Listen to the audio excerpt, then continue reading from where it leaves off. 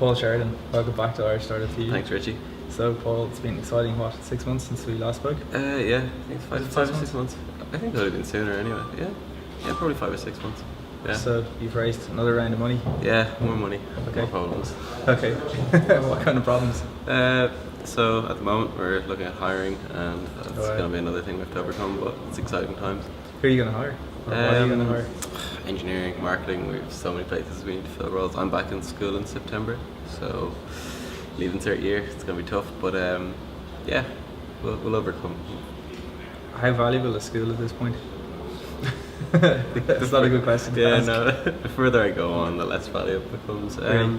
Yeah, it's just a matter of just finishing up now, just getting it out of the way, and then I can focus 100% on what I like doing and what I love doing. But joking aside, I guess the leaving cert, it's a great qualification to to have. It's a requirement. Like it's even a degree now they say is a requirement, but I'm of the opinion that it's not. But yeah, it's the leaving. It just has to be done, and keep the parents happy. No, well, that's very important at the end of the day. You've raised €100,000. It's a huge achievement for anybody. Yeah. But for somebody who's only, well, you're now 17, you're only 16 when you started the business. Where do these skills come from? Do they come from the school system? No. So in school, I learned the most beneficial is maths and economics. Maths kind of teaches you the way to think, and economics teaches you critical thinking as well. But yeah, there's no coding taught in school. I wouldn't say it's all self-taught, but it's a good support network, and the startup scene in Dublin is slowly growing. It's getting a bit better. It's people just going and helping you get where you need to be. That's where the skills come from. So it's an education from the streets, as it were, rather than from the school system. Hackathons, just meeting people at events, all that kind of stuff, and staring at a computer screen for several hours a day.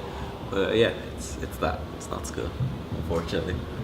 How was it raising money the first time around, and was it any easier or more difficult the second time around? Second time around was a lot easier, partly because we had proven more with the money we had. I think later and later you go on, it's easier to raise money, but the expectations get a lot higher, so it kind of balances out that it's still a pretty hard task. It never gets easier, so it's something else, it just gets harder at.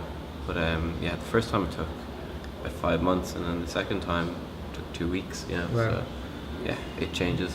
And what was it that took 2 weeks? Was it the going to ask for money, or the process? It was going to ask for advice and getting money. So I'll say, oh really? Yeah, oh. Yeah, just a meeting, and then we get an offer, and it's all closed up within 2 weeks. It's brilliant. So the first time around, Gianni Matera, the Italian entrepreneur, invested the initial seed money. Yeah. So who's invested this time? Yeah, so Ray Nolan has invested this time around.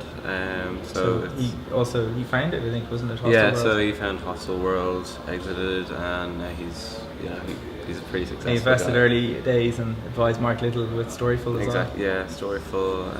Yeah, he's had some big exits in the last couple of years. How on earth did you approach Ray Nolan? It was kind of just nagging his assistant, and just trying to get in with him, and then he invites us in, and it was the second time I had ever spoke to him. But I think when you go into a meeting prepared and you have a vision that's realistic, most importantly, the next year it's going to be pretty tough for me, but when you have a good timeline, a good product roadmap, I'm more than happy to at least consider either advice or investment.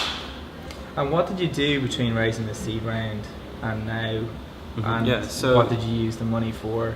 Yeah, so we're not burnt out completely, but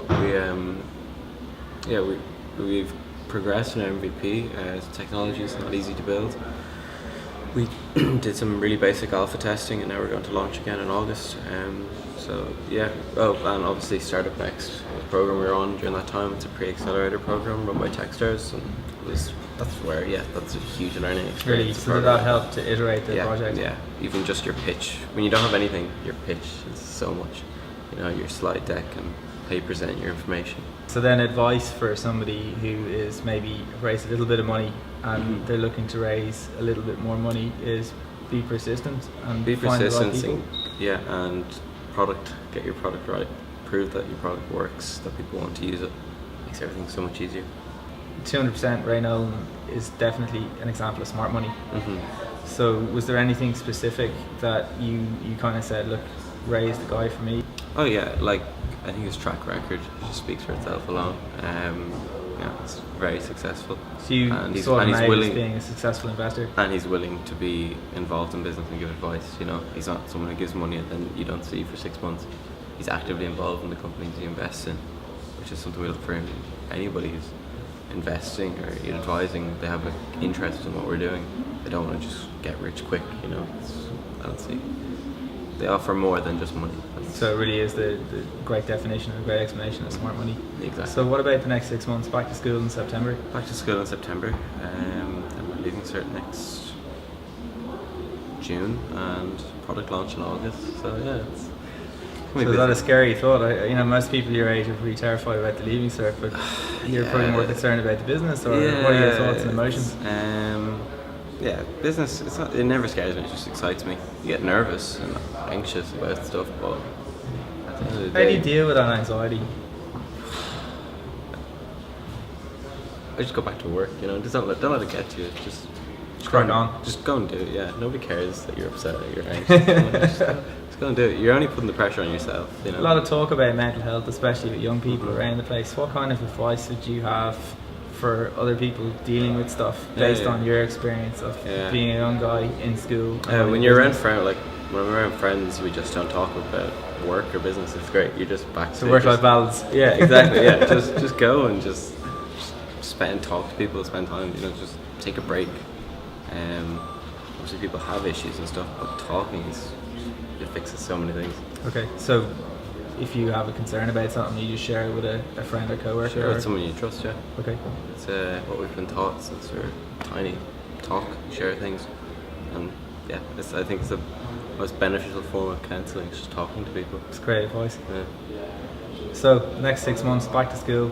Yeah, back to school in September, and just before we have our product launch in August, so it's busy times. Very busy. Exciting times ahead. Well, every time we meet, you've achieved another milestone, so I can't wait for the next encounter. Well done, Paul. Thanks a million.